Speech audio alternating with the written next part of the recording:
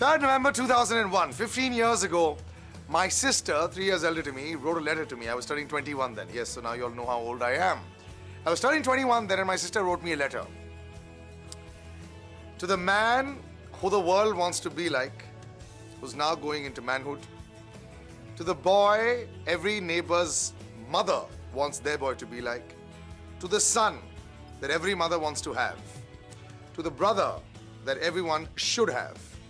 But to the man who should be what he wants to be, not what everyone else wants him to be.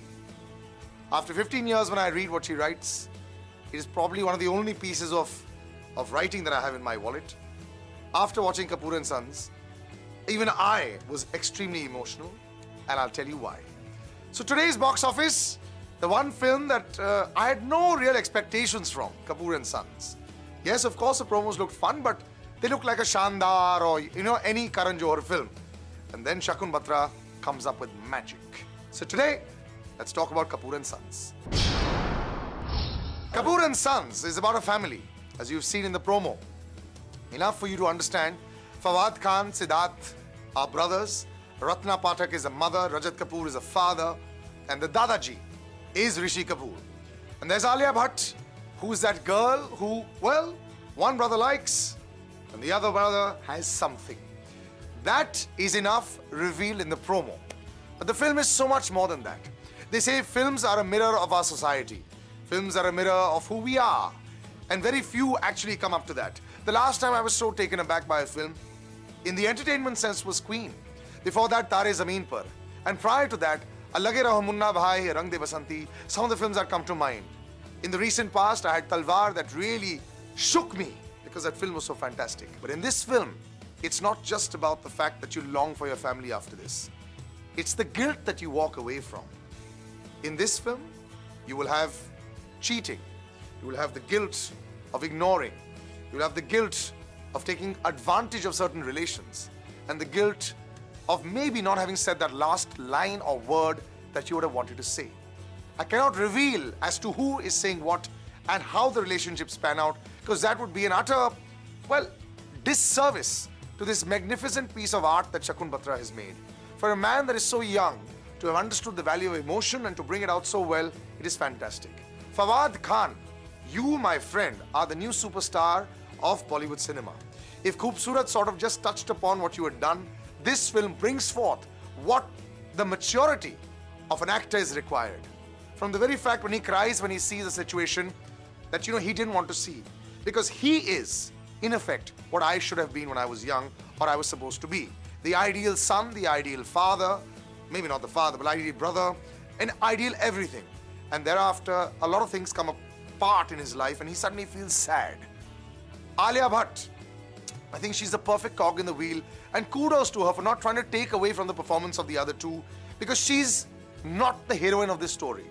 The centerpiece of this film is Siddharth, Fawad Khan, Ratna Pathak, and to a certain extent, Chintu, that is Rishi Kapoor. And Rajat Kapoor, of course, playing his part.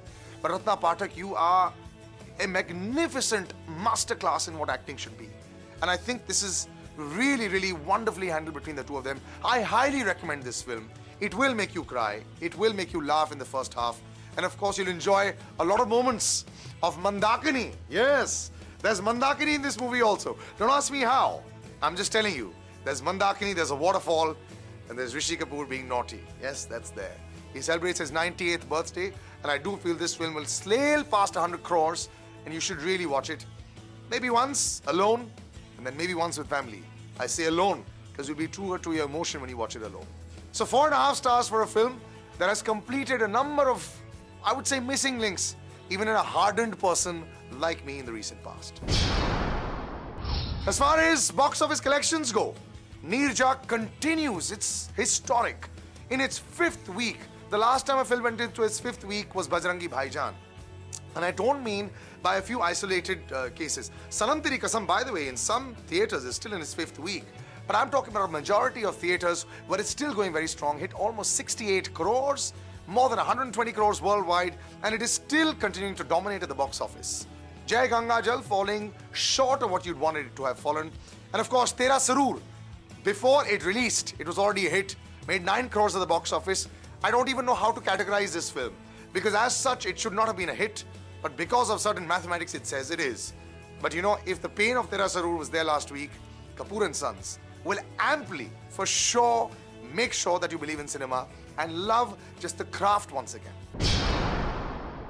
Coming up next week, a buddy of mine, John Abraham. It's been a long time, we've known each other.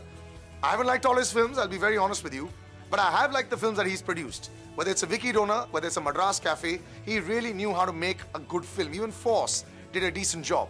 So we'll have to wait and see whether this film, Rocky Handsome, which is a bit like Force, there's a lot of bone-cracking action, whether it'll bring John Abraham once again to the fore or not. It's not a welcome back, which I did not enjoy at all.